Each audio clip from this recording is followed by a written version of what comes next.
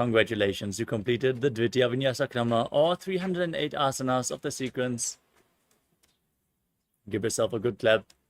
And let's get ready for the power manifestation session, which is going to happen straight after.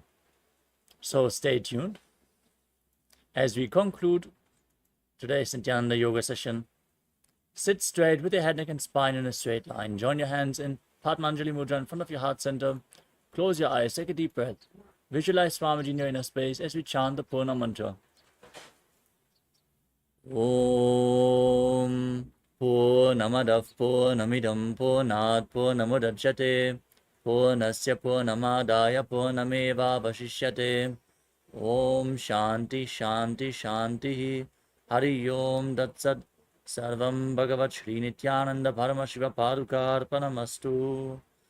Om Nithyanandam. Thank you all. Nithyanandam.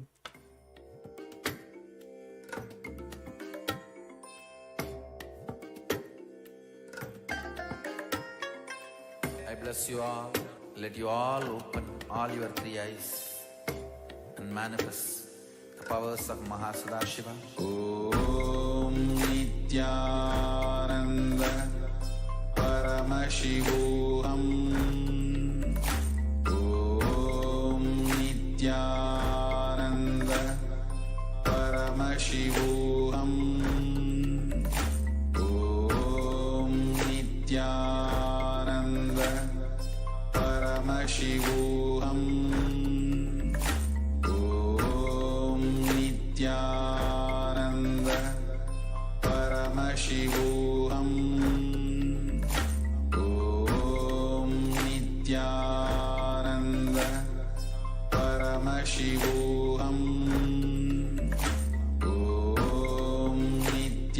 Om Nithyananda Paramashivoham.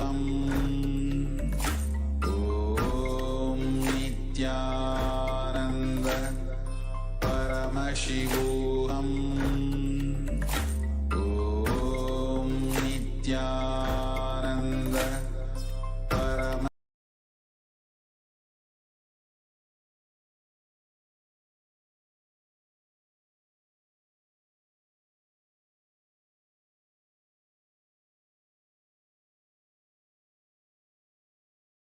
Shivoham. Om Nithyananda Paramashivoham. Om Nithyananda Paramashivoham. Om Nithyananda Paramashivoham. Om Nithyananda Paramashivoham. Om Nithyananda Paramashivoham.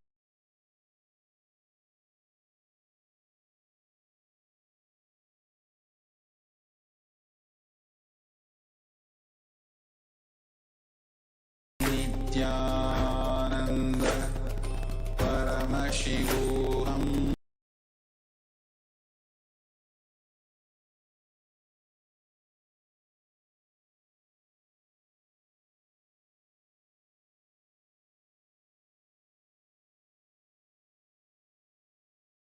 Paramashivoham. Om Nithyananda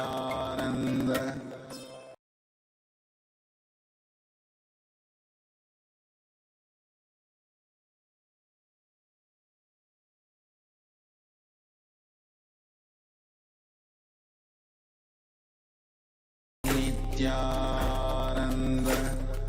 Paramashivoham.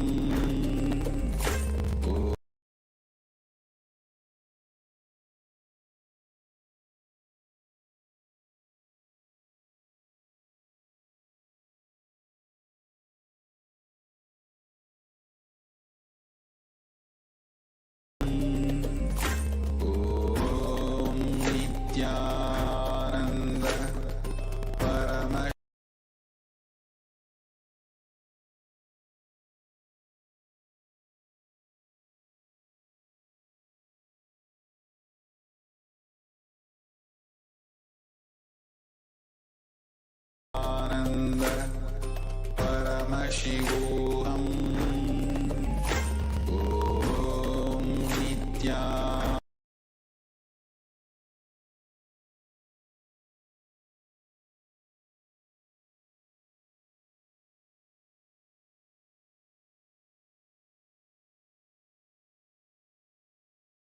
Om Nithyananda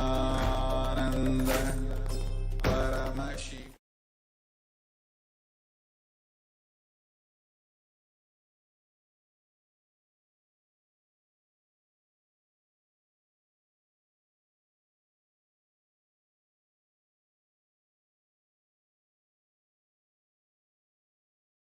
लक्ष्यम् एकं नित्यं विमलमचलं सर्वदी साक्षिभूतं भावाति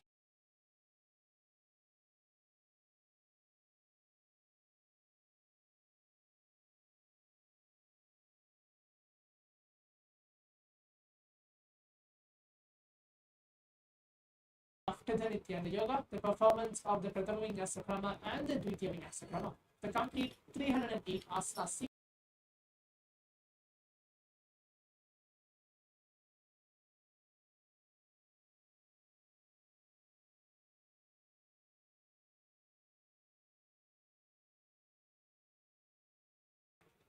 As today is the day 19 of the Paramashivoham season 4 level 3, we will receive Swamiji in the form of Bhiksha.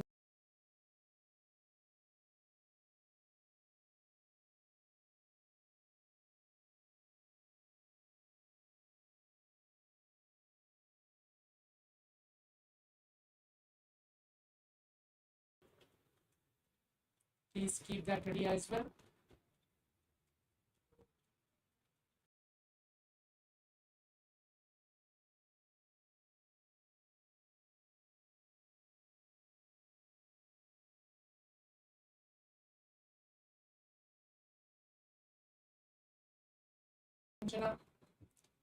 Everything beside you, and keep your eye bands ready as well.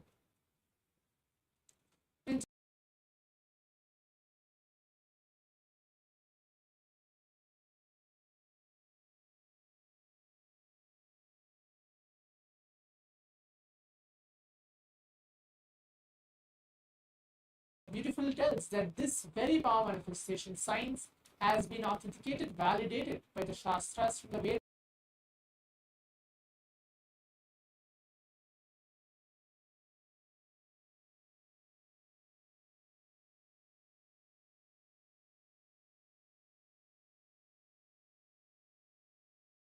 यस्य तिष्ठन्मीलितलोचनः क्रमेण मनसि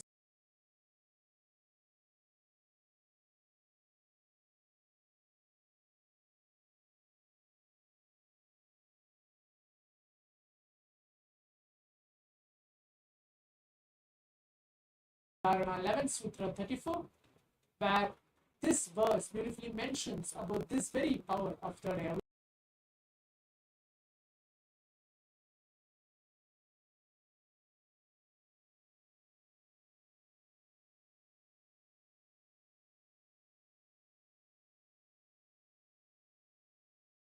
Any movement, having your eyes closed in succession, by that stability of the mind and inner space, through the power of the third.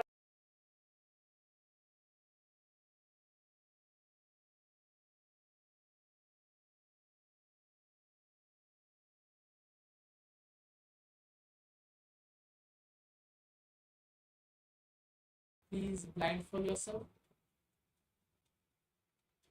Please put on your eye bands.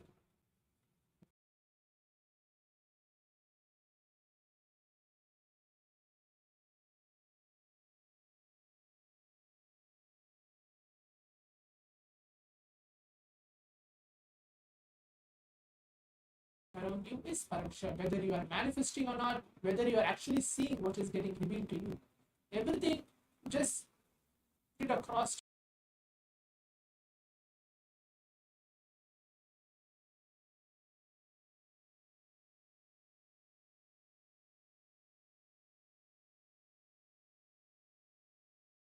Intensely from your navel center, get connected with Swamiji, whichever form you may feel you are connected to.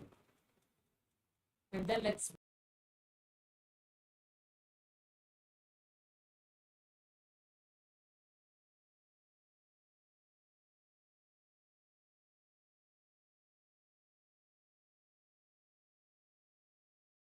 Paramashivoham.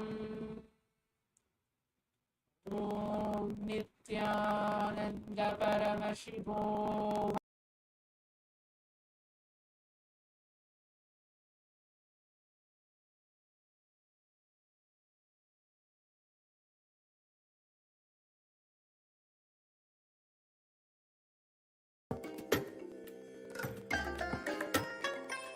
I bless you all. Let you all open all your three eyes.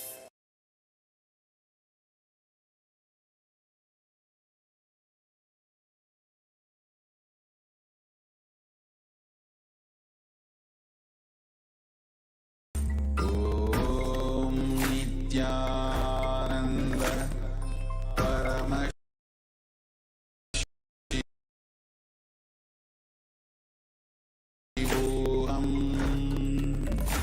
Om Nithyananda Paramashivoham. Om Nithyananda Paramashivoham. Om Nithyananda Paramashivoham. Om Nithyananda Paramashivoham. Om Nithyananda Paramashivoham.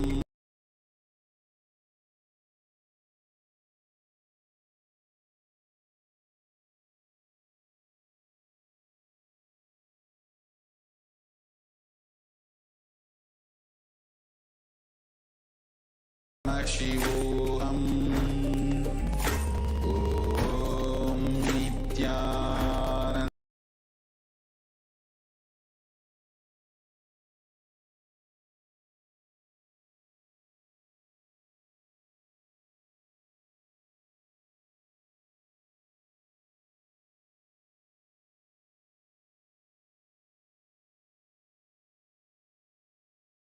Om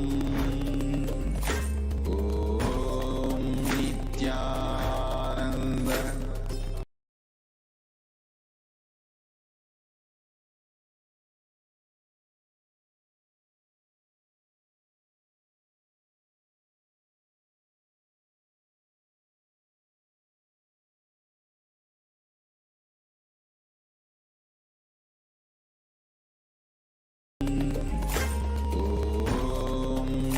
Nithyananda Paramashivoham.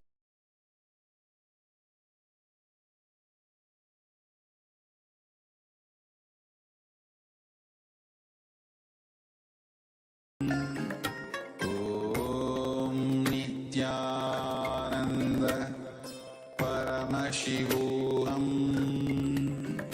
Om Nithyananda Paramashivoham. Om Nithyananda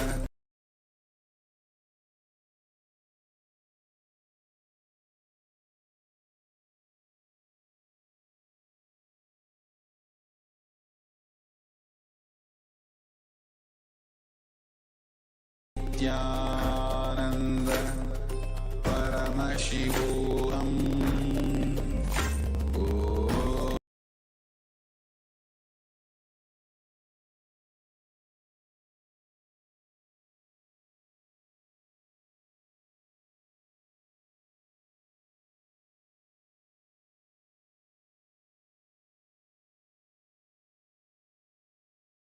Ananda Paramashivoham.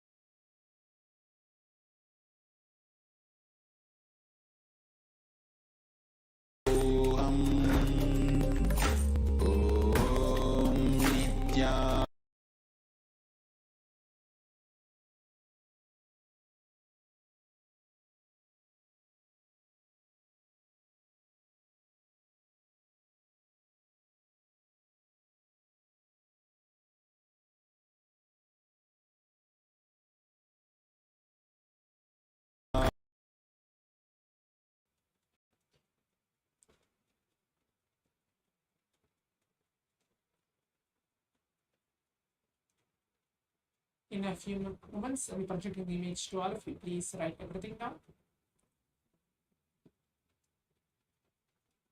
If you're able to see colors, pictures, or anything, please write everything.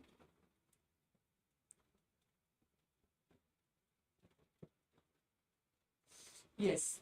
Now let's see the image which is projected to all of us for this first round of this power manifestation.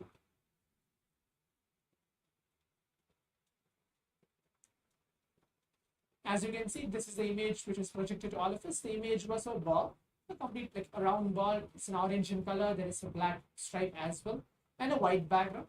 So if you're able to see all these maybe colors or a shape or a white background and whatever you're able to see, if you're able to get completely connected to this very picture, you're manifesting it, that's great actually. This is the image for this first round of the power manifestation. Now let's quickly go ahead and see what we have manifested before we move on to the round 2 of the power manifestation. If you're actually manifesting it, you quickly go ahead and post your experience as well in the social media or in the Zoom rooms telling yes, I'm able to see this and this is what I'm manifesting in this first round of the power manifestation.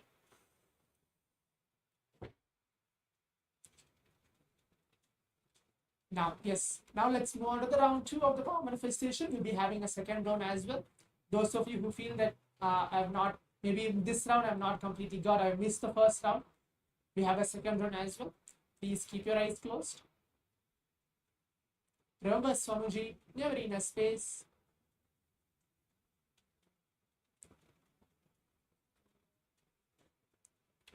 Close your eyes. Please put on your eye bands. Remember Swamuji on your third eye. And then start chanting the Mahavakya intensely. Om Nithyananda Paramashivoham. Om Nithyananda Paramashivoham. Om Nithyananda Paramashivoham. Now I'm going to project the image to all of you for this second round of the power manifestation.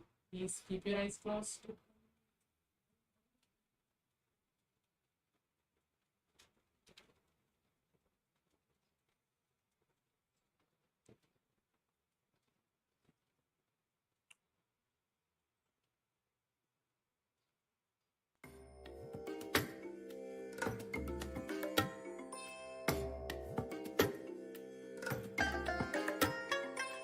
I bless you all. Let you all open all your 3 eyes and manifest the powers of Mahasadashiva. Om Nithyananda Paramashivoham. Om Nithyananda Paramashivoham. Om Nithyananda Paramashivoham. Om Nithyananda Paramashivoham.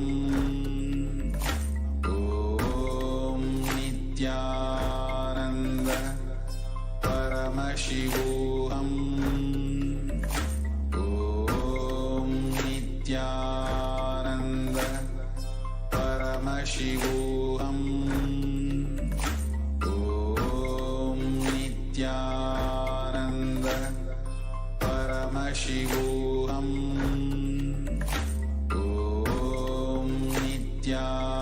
Nithyananda Paramashivoham. Om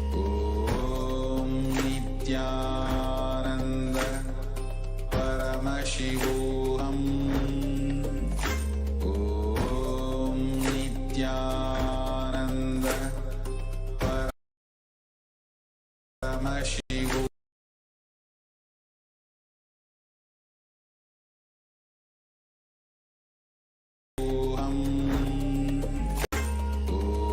Om Nithyananda Paramashivoham.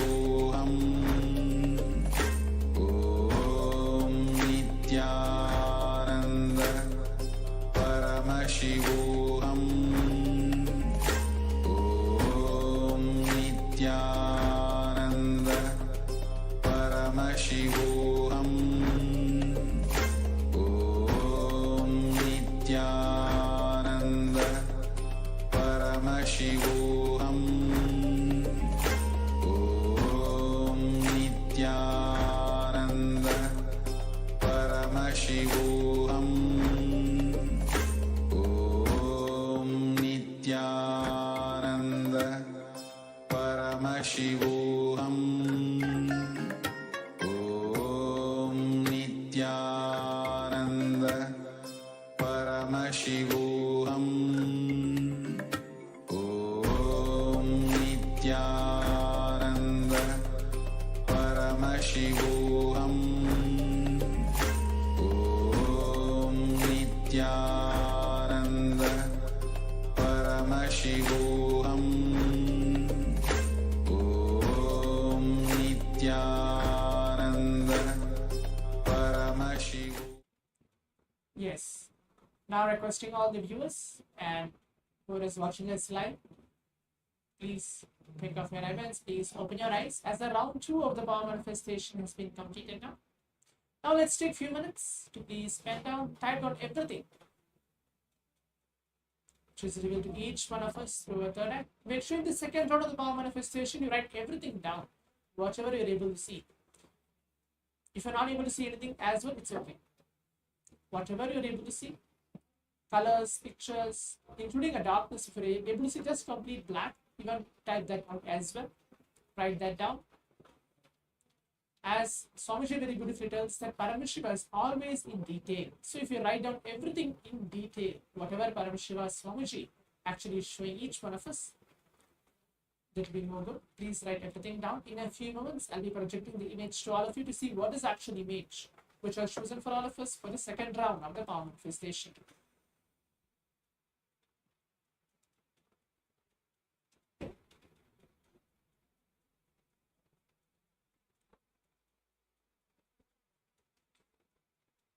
Yes. Now, let's all see what is the image now. As all of you can see, this is the image which is projected to all of us for this round 2 of the power manifestation. In this picture, there is a house, complete a big house like a bungalow, which has many different colors as well, black, white, and behind there's a sky, trees as well in this picture. So if you're able to connect and if you're able to manifest in the second round of the power manifestation, you can quickly go ahead and share your experience as well on the social media or wherever you are watching for in this second round of the power manifestation. So as we are coming to the conclusion of today's power manifestation, the complete 21 minutes manifesting this power of Paramashiva. Before we move on to the next session, let us all take a few minutes to post our experience, share our experience and what we have manifested today in today's power manifestation, the day 18 of today's Paramashivoham on the social media. While you're posting your experience, you can tag Swamiji's account as well. Either you're posting on the Facebook, Instagram or Twitter. Please tag Swamiji's account and then share your experience, how you're able to manifest in today's power manifestation. Now, we'll be moving on to the next session. We have a long day today to receive Swamiji in the form of Bhikshadana Murti. Today is day 19 of the Paramashivoham. Now we'll be moving on to the next session. Stay tuned. Thank you. And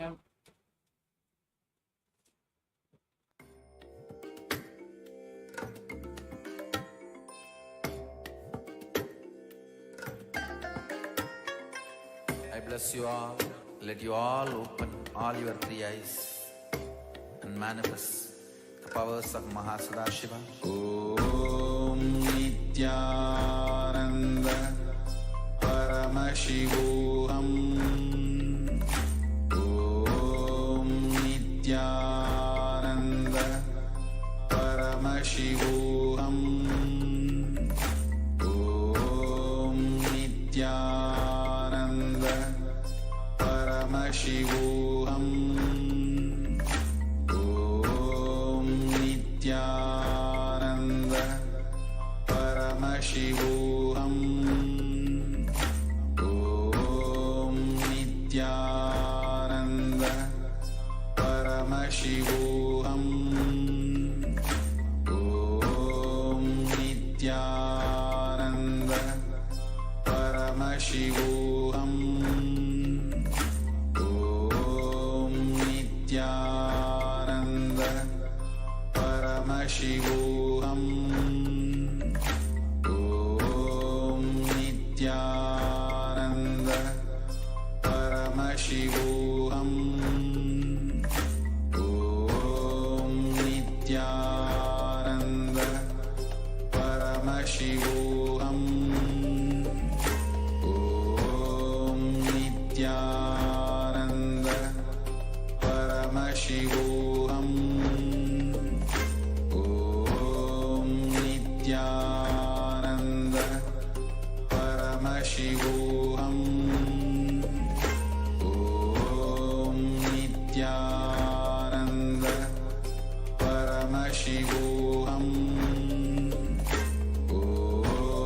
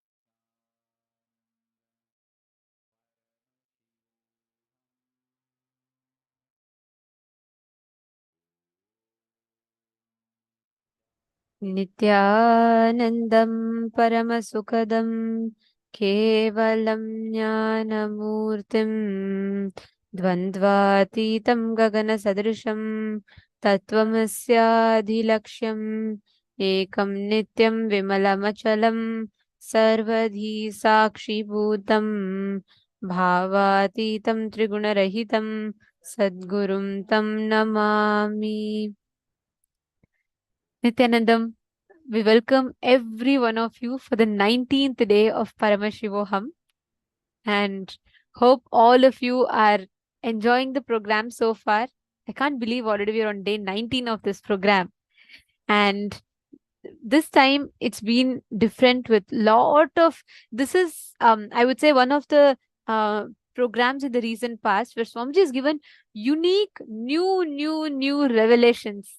Of course, each darshan is special, but this time we've had some special sessions with Swamiji, and Swamiji has revealed some of the most unique and beautiful revelations on the cosmic truths.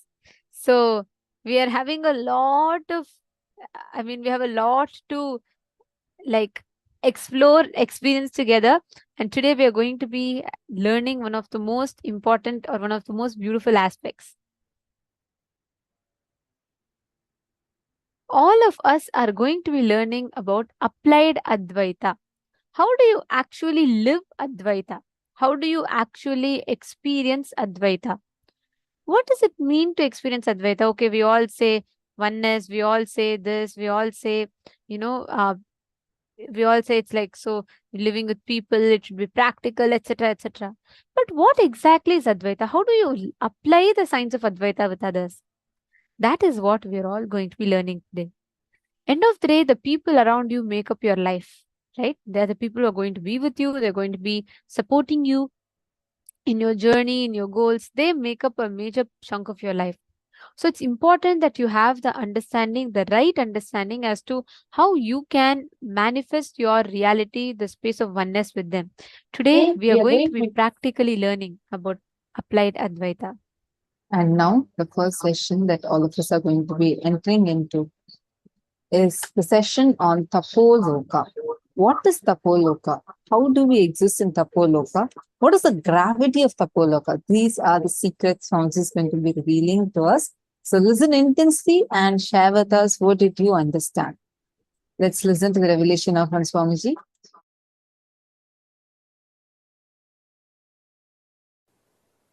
All of you have your presence in all 14 lokas.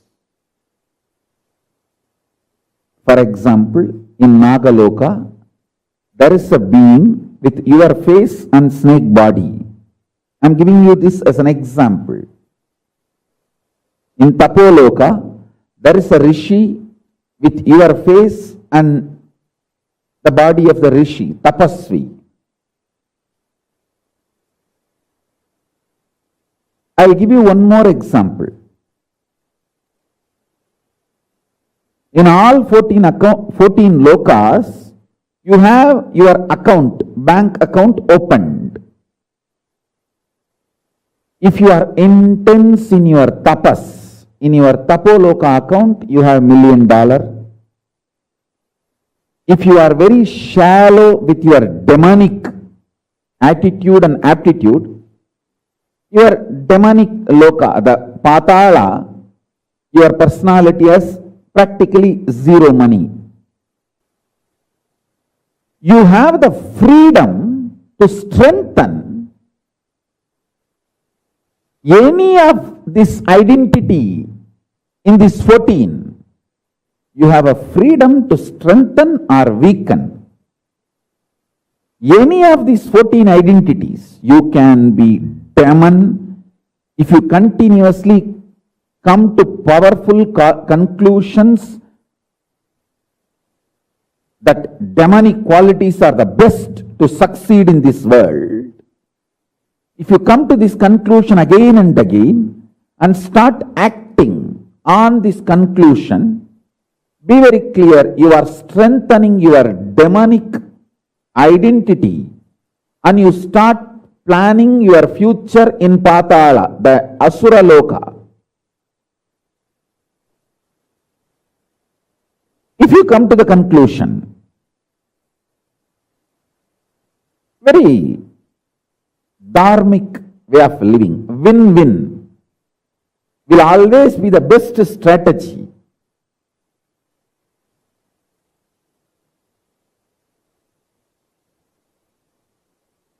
For success in the life. Whenever you come to the conclusion, hey, I should also win, he should also win. That is the best strategy to achieve success in the life. And you start executing those strategies, those conclusions. Then your personality in Swargaloka gets strengthened, and more your intensity in Swargaloka gets strengthened, and you start manifesting your future time in Swargaloka. And if you feel tyaga, giving up, vairagya, the absolute tyaga is the best strategy for success. Your personality in Tapo Loka, highest zone, your identity in Tapo Loka gets strengthened. That gets empowered. And naturally your future starts manifesting in Tapo Loka. So each of these loka opens up for you based on the powerful conclusions you arrive, based on the actions and activities you do. So understand this truth deeply, so you can start manifesting not only the highest zone, Tapo Loka, Satya Loka, all that, you can manifest Kailasa itself. Pure integrity, absolute integrity to Guru and Paramashiva.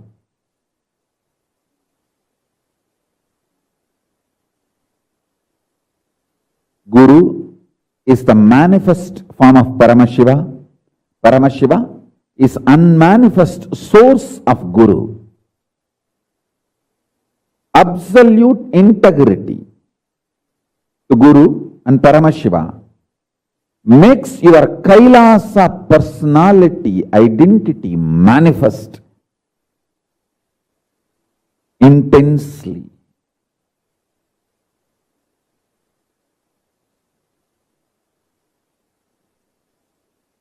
Listen carefully. If you come to the powerful conclusion in your life, if you conclude, win-win is always the best strategy for success.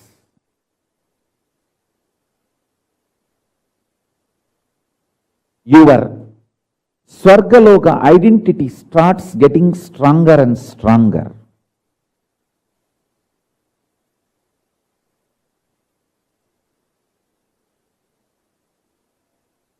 If you conclude complete vairagya, tyaga is the best way to succeed, your Tapo Loka personality gets strengthened. It's like you have already 14 accounts.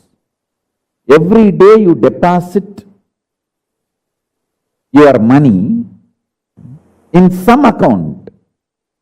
Based on the conclusions you come and the actions you perform, that account gets larger and larger.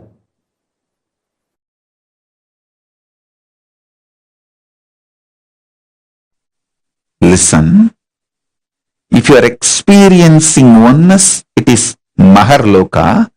If you are experiencing oneness during the multiple expression, even though there are many people, But you know you are in all of them.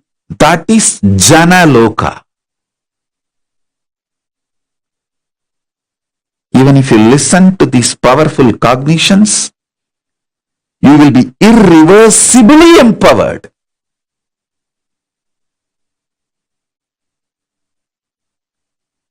Tapo Loka is that last struggle you go through. Sometimes you know you are Paramashiva, sometimes you just slip off, but again you say, I am Paramashiva. That space is the Tapo Loka. An absolute surrender.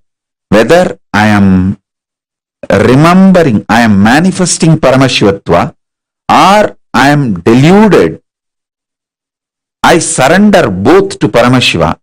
When you take that decision, you are lifted to Brahma Loka.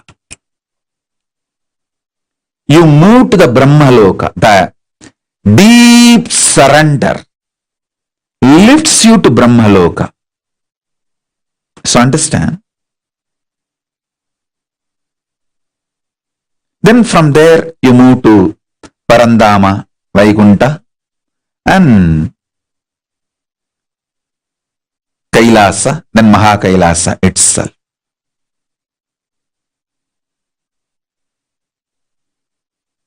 I can project this, a simple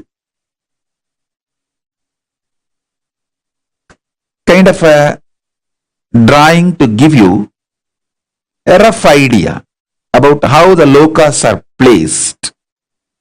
It's not to the scale or to the it is just a rough introduction, kind of an idea it can give you.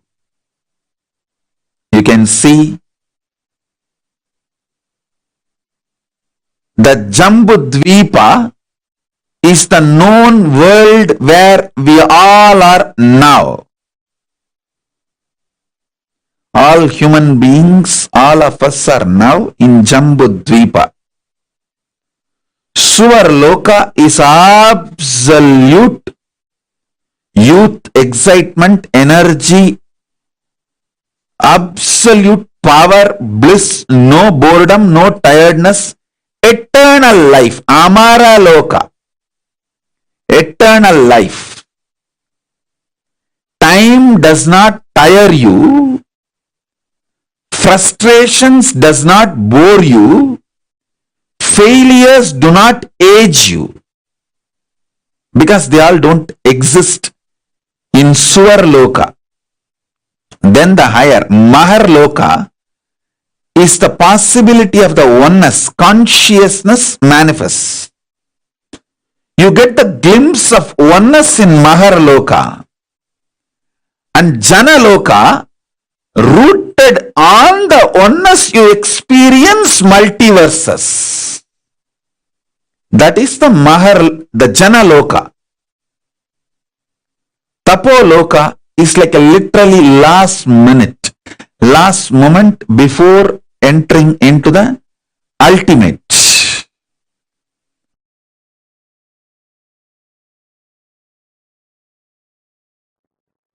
Anything which excites you, inspires you,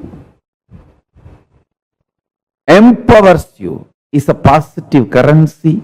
Anything which drains you, puts you in blind spot, deludes you is negative currency. Violence is negative currency. Non-violence is conscious currency.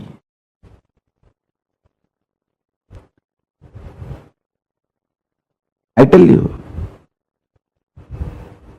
your brain is built by consciousness. Don't think brain builds consciousness. No. Consciousness builds your brain. Your whole body can be structured and built by consciousness. Consciousness manifests your body, brain, everything.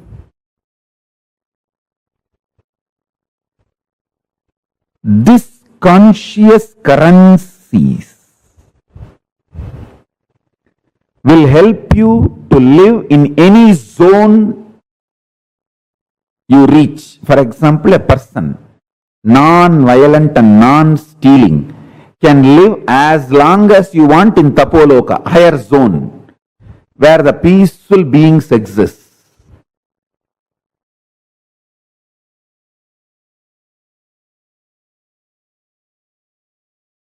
Multi-dimensional space zones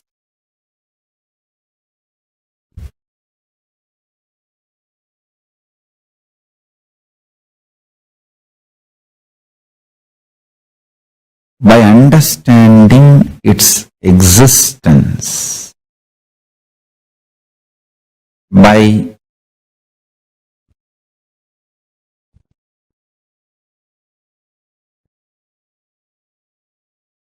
the ability to grasp, visualize, imagine, when you understand its existence, that existence just gets replicated, reproduced,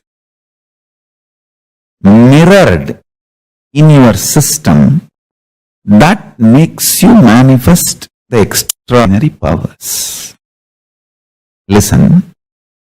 For example, if you understand about Tapo Loka, where all the great tapasvis exist and how the laws, rules, nature, ontology of Tapo Loka. In Tapo Loka, there is no gravity. Basic laws you need to understand about Tapo Loka.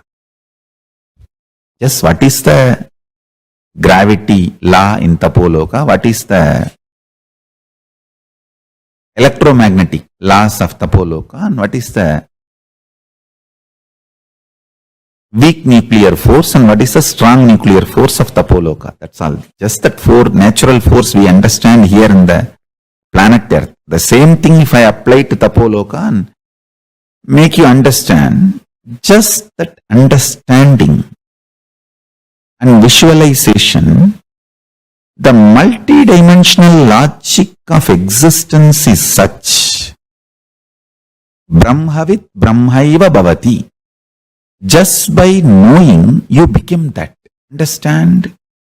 Knowledge and becoming is separate only in binary logic, this world. Knowledge and becoming is one and the same in higher dimension zones. All those higher space,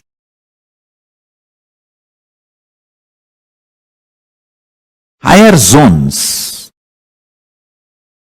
if you understand the functionality of the higher zones, Tapo Loka's law of gravity, why there is no gravity and how you can also be without influenced by gravity. What is the electromagnetic force of Tapo Loka? See, for example, in the planet Earth, here, your electromagnetic force is lust and fear. If you are terrorized or if you become extremely lusty, your electromagnetic force goes to its peak. In Tapo Loka, another one thing is that all of them are very sweet and highly intimate because there is no jealousy and nobody can own anything or nobody can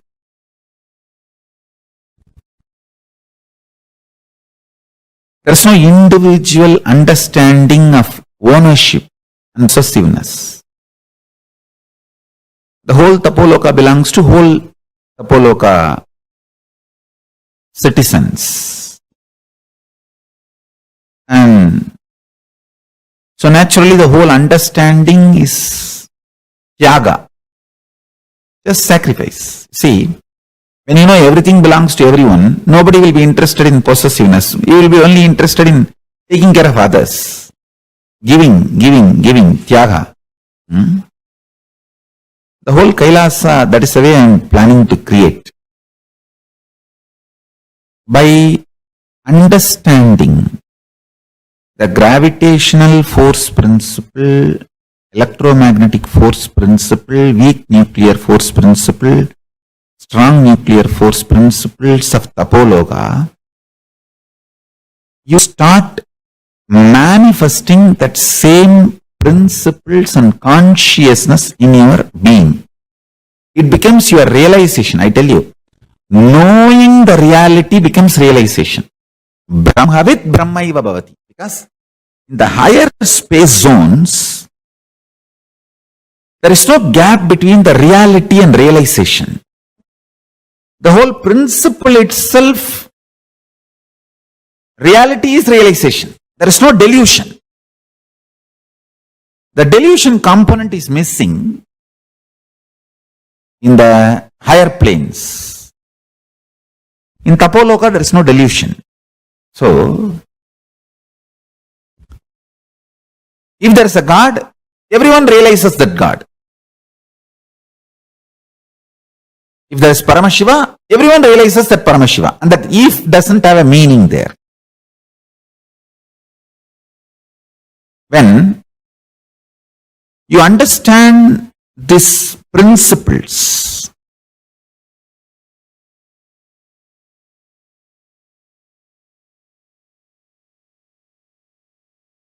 with the, you see, in this planet Earth, understanding does not become you becoming that, because you have so many SDHD, self-doubt, self-hatred, self-denial and all these problems. Even if 2-3 times Paramashiva proves he exists, you will say all the 2-3 times is coincidence. I think I need more convincing proof. All that is planet Earth binary logic. But in the higher space zones, reality is realization. If you are looking inside what you feel as I, that is Dwadashanta, where Paramashiva is sitting, residing. So look inside that Chidambara, where Paramashiva is residing. For you to look inside, you need a deep love for yourself, because if you have love for yourself only, you will not have guilt, pain, DHD, beating yourself. All that you will not be doing, you will be able to penetrate deeply into Chidambara. If you penetrate the Chidambara also, you will manifest the same powers. If you penetrate the Mahakasha, see, Chidakasha is the space inside your consciousness. Mahakasha is the space outside. Any one, if you penetrate, you will understand the gravitational force, electromagnetic force, weak nuclear force, strong nuclear force, principles of Sri Kailasa or Tapo Loka, any higher zones. Initially, usually you will understand only Tapo Loka. Directly you will not be able to reach Kailasa. That is too big, too much. But even if you understand Tapo Loka, you will start manifesting powers with that clarity and that trust, that strength. You can go up to, you can go easily to Kailasa, Sri Kailasa. Anyhow, when you understand the fundamental principles exist in Tapo Loka, the higher space zones, that understanding, that realization is like you bringing dollars and euros into Indian currency. When you come with the dollars and euro, conversion rate is such that you have large quantity of Indian money, so you can, that's why people feel you are very rich when you are coming back from US or UK, Europe or UK, and they think that US or UK all over in the road, dollars and euros are lying down, you just have to take it and pack it in gunny bag and bring it to India. Indians always feel that NRIs are too rich and they expect you to do everything for them, especially if some of your brother's family is in India and you are in US, earning in US and UK, they expect you to take care of them completely because they feel that a whole US road is filled with dollars and euros. You just have to bring gunny bags from India and just dump all these dollars and pack it and seal it and send it in the ship for them. Anyhow, when you go to that high space zone and understand this information, enlightenment is one and the same, and grasp those principles when they are mapped in your prajna, in your inner space, you manifest so much of electromagnetic force, so much of levitation force, the strong nuclear force of this planet. You do power manifestation, that's all.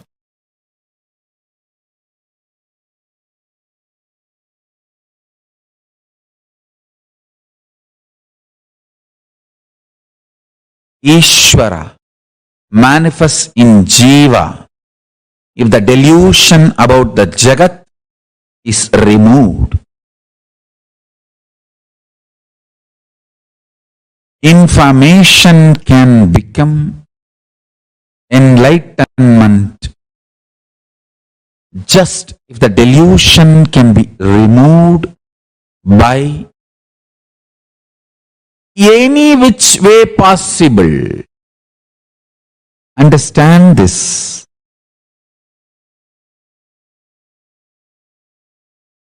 The delusion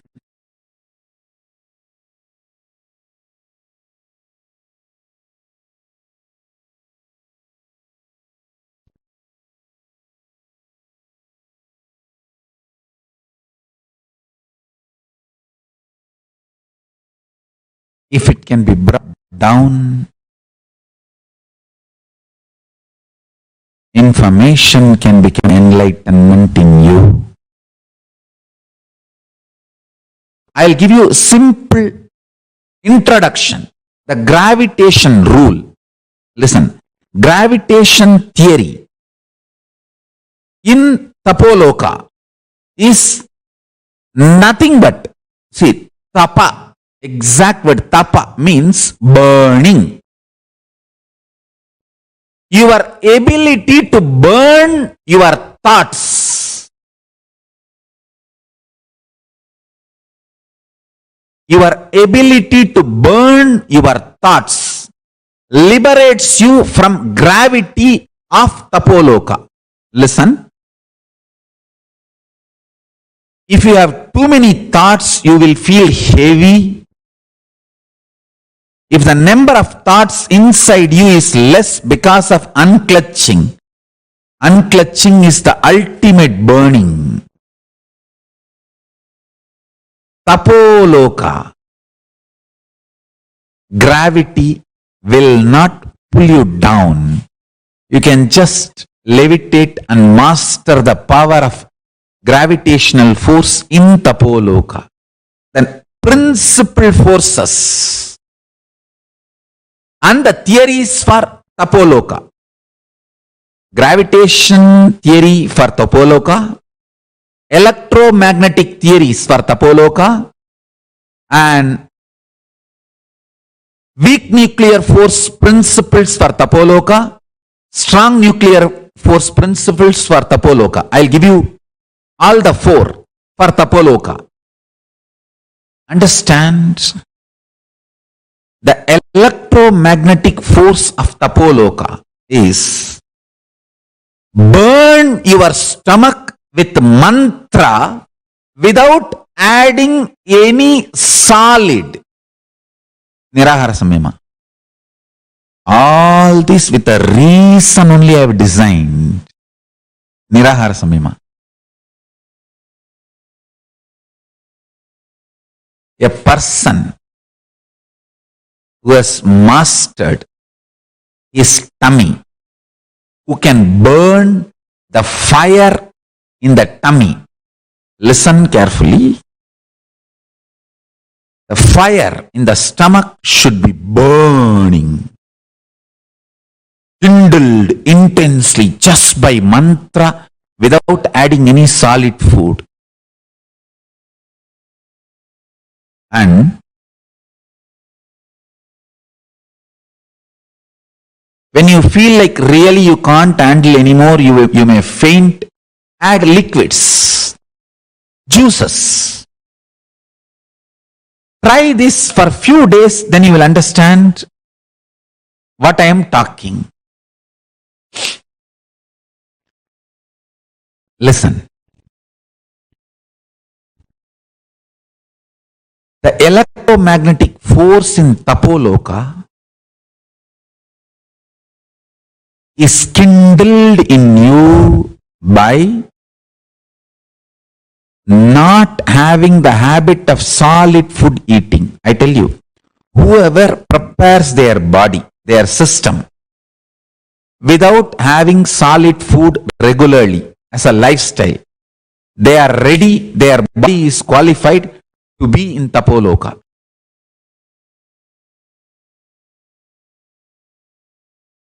If you can just live by liquid, you can reach Tapo Loka. If you can live just by smelling the food, havis, that's all, nothing else, you can reach Kailasa itself, because in Kailasa only smell is the food. Only smell is the food.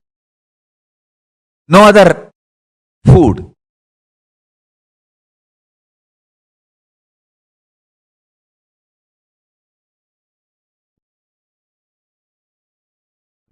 The third force, weak nuclear force. Listen. Listen to this very carefully. When you chant the Mahavagya, or when you unclutch, the intense conscious decision, will, persistence you manifest is the weak nuclear force of Tapo Loka. Your will, persistence is the weak nuclear force of Tapo Loka.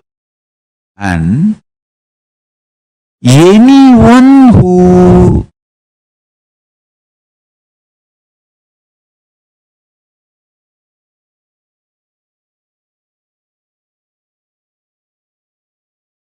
manifests the will, persistence,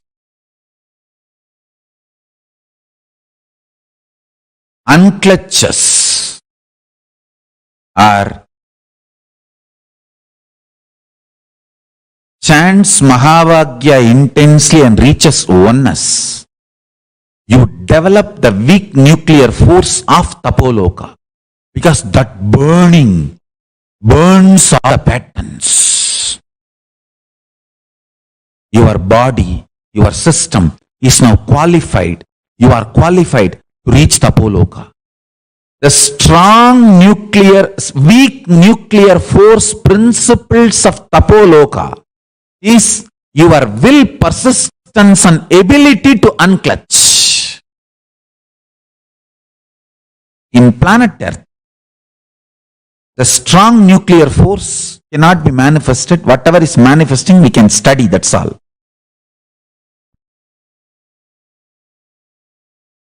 The strong nuclear force principles of Tapo Loka. In Tapo Loka, what is strong nuclear force and what is the principle? The absolute eternal bliss. Nithyananda. Your ability to generate Nithyananda in you is the principle of strong nuclear force in Tapo Loka. Listen, just like Newton's law of universal gravitation, I am giving you the law. See, listen, Newton's law of universal gravitation is usually stated that every particle attracts every other particle in the universe with a force which is directly proportional to the product of their masses and inversely proportional to the square of the distance between their centers. Now I am giving you the law of gravitation for Tapo Loka. Law of gravitation in Tapo Loka is every pattern attracts the same frequency vibrational patterns in the universe with a force directly proportional to the number of times it is repeated, encouraged, supported consciously, and inversely proportional to the biomemory of what you decide as your core existence.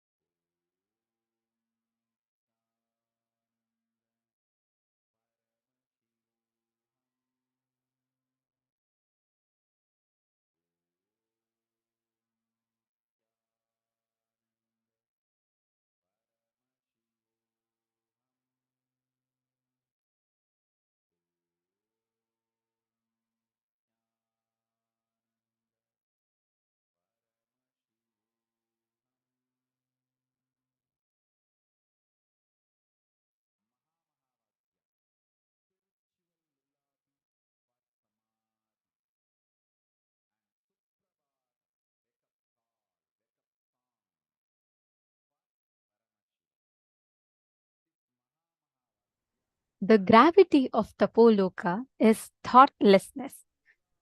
Swamiji here so beautifully took us all through, making us understand what is Tapo Loka like, the parallel universe of Tapo Loka. The Tapo Loka, what all of us are experiencing, right? In Bhuloka, each of the Loka, parallel universe, has a certain frequency that it raises us to. Based on whichever plane Loka that we exist in, we experience that Loka. There's a very beautiful, very clear science that Swamiji has revealed. And Swamiji has very beautifully mapped the whole thing for us. Understanding the parallel universe existence of Tapo Loka. How exactly do we exist? And what is our space of experience in Tapo Loka? The very word tapa means burning. Your ability to burn your thoughts because of unclutching liberates you from the gravitational force of Tapo Loka. Actually, one fun fact here, like on planet Earth, right? The more mass is there, the more gravity acts on it, correct? Like if something is heavier, gravity pulls it down more. Something is lighter, it floats. Did you all know in Tapo Loka, unclutching is the gravity? Means the less thoughts that you have, the more gravity acts on you. That is why all the rishis, all those who have like absolutely unclutched inner space, naturally they all gravitate towards Tapo Loka. Isn't it so beautiful? Like I could never cognize it or understand it this way, the way Swamiji has explained. The whole existence, the parallel universe existence of you in Tapo Loka happens with just this one simple science. The whole experience is the more you are unclutched, the more you experience the gravity of Tapo Loka.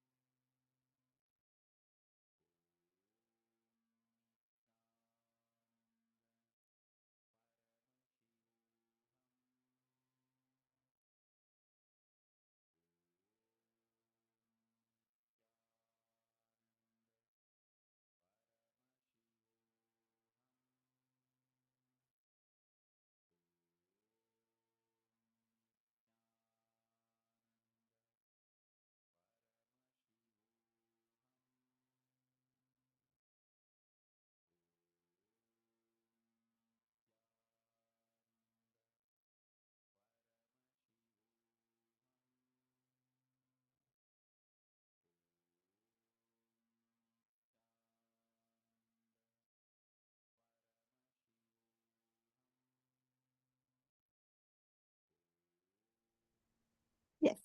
The gravitational force of Tapo Loka is unclutched, which means the more and more you are unclutched, the more you experience the gravity of Tapo Loka acting on you. So the whole experience of Tapo Loka, right? The parallel universe of Tapo Loka, it raises you to the highest frequency of existence and you become one with the whole cosmos. This is like a very, very beautiful, clear explanation that Swamiji has given. See, Tapo Loka is like the last struggle that you have before enlightenment. That last struggle before you're almost getting enlightened, it is just that identity, something that is stopping you. That last struggle is what is Tapo Loka. So after Tapo Loka, it's surrender.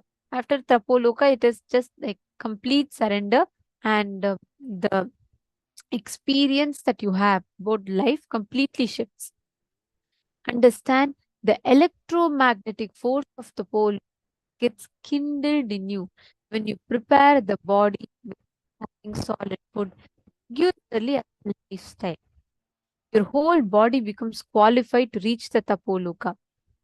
Understand, listen very carefully. Your will persistence has the ability to unclutch. That is the principle with which the nuclear forces works in Tapo Loka. Now, the simple, easy way for you to experience Tapo Loka is unclutch. Just sit, unclutch. You will actually immediately experience the gravity of Tapo Loka acting on you. If you sit straight, take a few minutes. Decide to sit in the space of unclutching. Do not create a thought. Do not sustain a thought. Do not destroy a thought.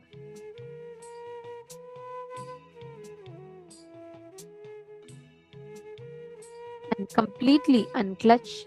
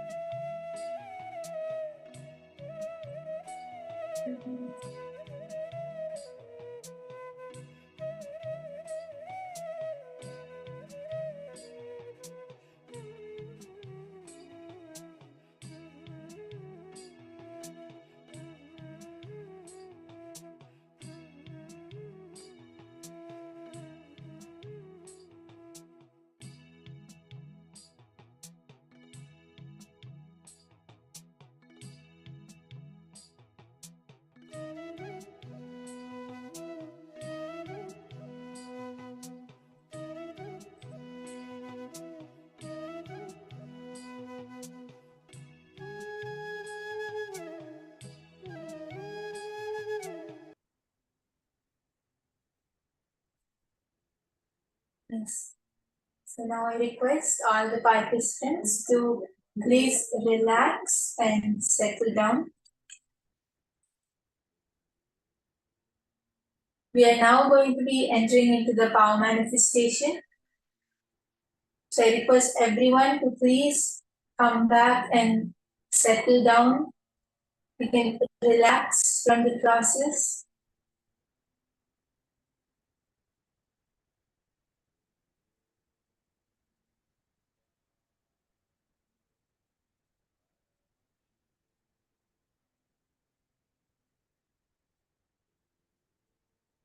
So now we are going to be entering into the power manifestation. And we are going to be manifesting a very interesting power. And the science of manifesting the power means the cognition which we have to hold while manifesting power. That power is something which is very directly related to what we just learned. Swamiji just explained to all of us that if we have to, we all learned about Tapo Loka, right? That if we have to raise to the higher frequencies, if we have to go to the higher lokas like Tapo Loka, then we have to go beyond the gravitational force, right? And for that, we should be able to unclutch from all the patterns or the burdens or the heavy thought currents which we are holding inside us. And Swamiji gave us many techniques like liquid diet and different techniques Swamiji told for us to be able to do that. And now we are going to be manifesting the power of Kamacharitvam. And in this power also, all of us are required to be able to raise the frequency of our existence. Means we should be able to raise our frequency so that we can appear in another place. So this power of Kamacharitvam is the power where it's like how Swamiji had appeared as a Divya Sharira, right? All of you must be knowing the story of how Swamiji was in Adi Kailash, in the Pratiksha Pada Puja, and in Trishulam Adinam for morning yoga. In both the pictures, Swamiji appeared at the same time. So that is actually where Swamiji demonstrated this very power, where Swamiji appeared with his Divya Sharira, where he was in Adi Kailash, but he actually manifested this power and he appeared even in Trishula Adinam. And all of us can also see the photographic recording of it. So it is really beautiful. Like Swamiji showed all of us how it happens. And all of us are also going to be manifesting that same power at different levels. So we are also going to be appearing in another place. So just understanding this, that all of us have to hold the same understanding which we learned from the satsang today. And whatever process we did just 2 minutes ago, just applying that, we are going to practically use it. We are going to practically apply it by manifesting this power. So interesting, so exciting. I'm sure all of us would want to experience it. Is it not? Right. So now here, one very powerful thing we all have to cognize is Swamiji did it, right? And now also Swamiji is going to do. We don't have to do anything. Just cognize this. Swamiji has manifested, you all must have experienced or witnessed. If you have not, definitely will have chance to go into and look into it later. But now, cognizance. Swamiji, please express through me. I really want to experience myself being in Divya Sharira through in a different place. How does it even feel, right? Actually, for whoever has not seen Swamiji appearing in Trishula Madina, we can actually, we'll be playing the video now. Followers can look at how Swamiji has actually demonstrated this power.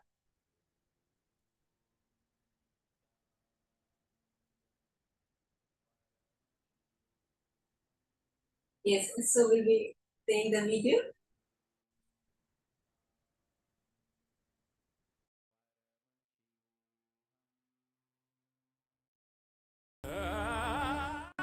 July 5th, 2017 marks as a historical day by yet one another of the countless Leelas, divine plays of the avatar His Holiness Paramahamsa Nithyananda. Paramahamsa Nithyananda appears in two places at once, giving darshan to Nithyananda Peetam, Trishulam Adinam, Chennai. In the early hours of Brahma Muhurta at 4 am on the 5th of July, Nithyananda Peetam in Trishulam Adinam was up and alive, taking part in their morning spiritual routine of performing Nithyananda Yoga. This picture was taken at around 4:05 am by a sannyasi in Trishulam Adinam to record the attendance for the morning yoga session. Little did she know that in the attendance was none other than Paramahamsa Nithyananda himself. It was after the image was captured that the form of His Holiness was noticed in the picture. It is undeniably his physical form, as evidenced by the shadow appearing in front of him. Also, pictured is an image taken of Paramahamsa Nithyananda at Bengaluru Adinam on the night of about 10:30 pm, where he was giving darshan to the participants of the 43rd Inner Awakening, and at 6 am on 4th of July during Pratyakshapada Puja, where he was physically present. This event was broadcasted live on Nithyananda TV and via two-way video conferencing witnessed by thousands worldwide. There are eyewitness records of people around His Holiness as he was getting ready for the Pratyakshapada Puja in Bengaluru Adinam on the morning of 4th of July. The city of Bengaluru is about 340 kilometers away from Trishulam, Chennai, thus ruling out even the possibility for a flight taken. The form of His Holiness in the picture has the same attire and form as he had yesterday evening on 3rd of July as he initiated his disciples into Vishesha Diksha. Srimad Bhagavatam, the Vedic scripture that precisely records and reveals the happening of various avatars of the past, present and future, describes the avatar in its complete form. Having clearly established that His Holiness was present in Bengaluru Adinam, hundreds of miles away from Chennai, the lucky group of devotees in Trishulam saw the same form of Paramahamsa Nithyananda as he was during the state of being in Samadhi yesterday after initiating his disciples in Bengaluru into the ancient Shaivite ritual of Vishesha Diksha. His Holiness Paramahamsa Nithyananda is seen adorning the sacred kavi cloth given to him by his Guru and Nithyananda Sangha's Paramaguru Arunagiri Yogishwara, who is an incarnation of Sadashiva himself in Tiruvannamalai, Arunachala. Swamiji has blessed that huge positive explosion is going to happen in Trishulam. Sadashiva has assumed the same form to supervise and bless Nithyananda Peetam Trishulam Adinam.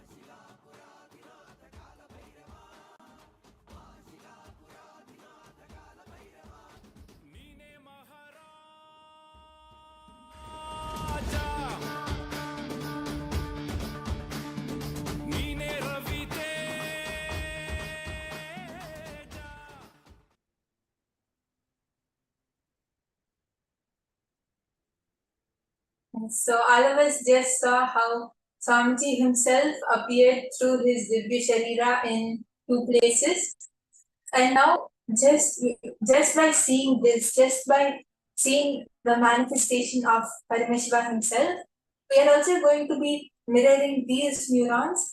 And what exactly we are going to be manifesting is, we are going to be connecting to Swamiji and appearing in another place. So you're able to feel the presence, like you'll be able to feel your presence in another place, right? If you go to a different place, you see how the atmosphere changes. So you'll actually feel that. You'll know if it's cold, or whether it's hot, whether it's indoors or outdoors.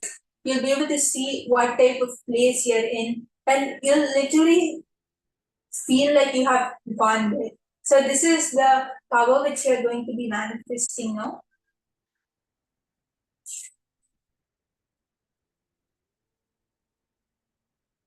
And now we are going to be starting with feeling how the atmosphere around us is and telling how is it. Like we are going to be, when we manifest the power of karma, there are many levels. Like first, you will feel that you are there, but the other person might not be able to physically see you or feel your presence, but you would be able to feel your own presence over there. Then as you keep manifesting, the other person will start feeling your presence. You'll be able to see the details, the colors, the activities, and soon the other person will be able to see you as well as you'll be able to see them. So now we are going to be starting the first level where you would be feeling your presence in that place. So you should be able to feel the atmosphere around you. You should feel the place and describe how it is.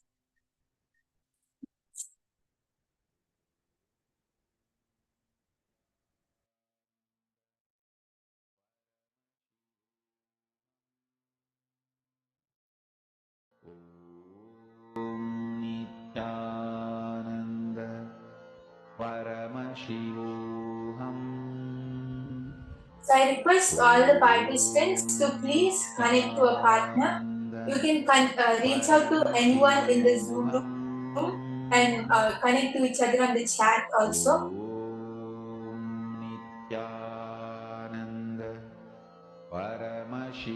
If you have any of your friends or family members who would like to manifest this power with you, you can even connect to them. And if anyone needs assistance, you can reach out to the co-acharya of your room. If you need help in connecting to a partner. Paramashivoham. Om Nithyananda Paramashivoham. Om Nithyananda Paramashivoham. Let's now request all the participants to ask your partner to give you one particular place without revealing its details or whereabouts. Just the name of the place, like it can be their house or the name of the place without telling where it is or any details about it.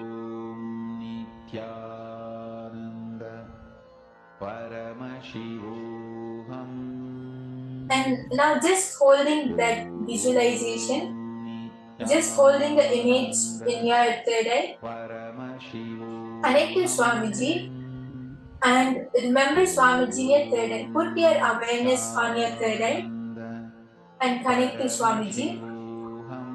Just feel your presence in your partner's place. Whichever place they have given you, feel your presence over there. Actually, visualize that you're going there and you have appeared in your partner's place. Paramashivoham. Om Nithyananda Paramashivoham. Om Nithyananda Paramashivoham. Om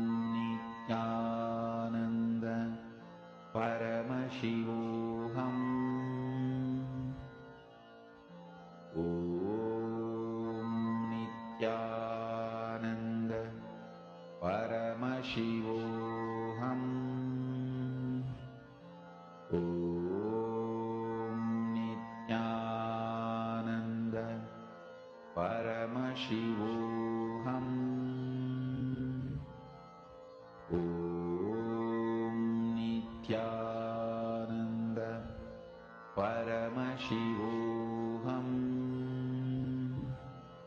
Om Nithyananda Paramashivoham. Om Nithyananda Paramashivoham.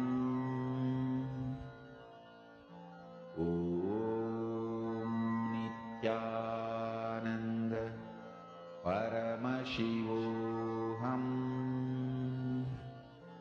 Om Nithyananda Paramashivoham. Om Nithyananda Paramashivoham.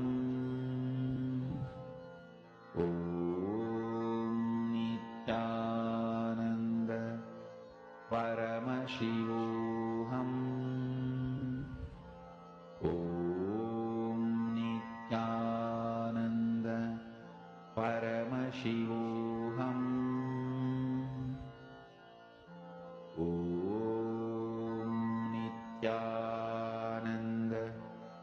Nithyananda Paramashivoham.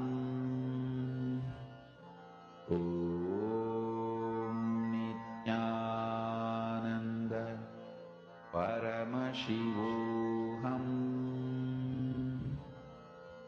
Om Nithyananda Paramashivoham. Om Nithyananda Paramashivoham. Om Nithyananda Paramashivoham. Om Nithyananda Paramashivoham. Om Nithyananda Paramashivoham.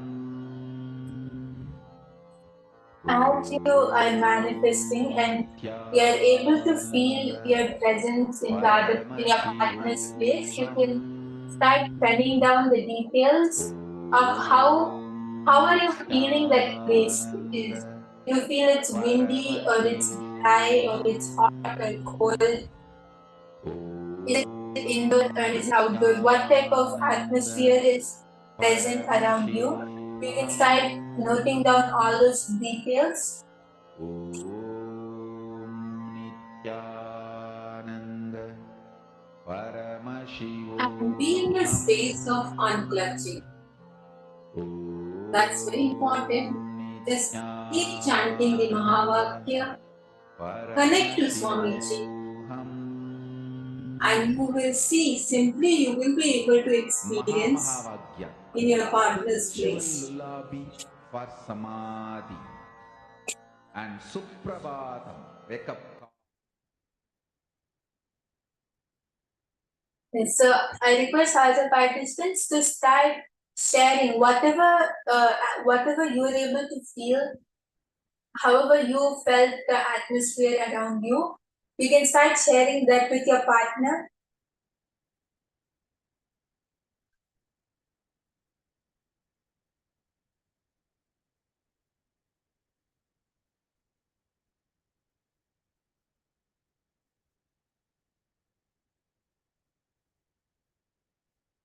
Lullaby for Samadhi and Suprabhatam, wake up song for Paramashiva in me, for Paramashiva to manifest.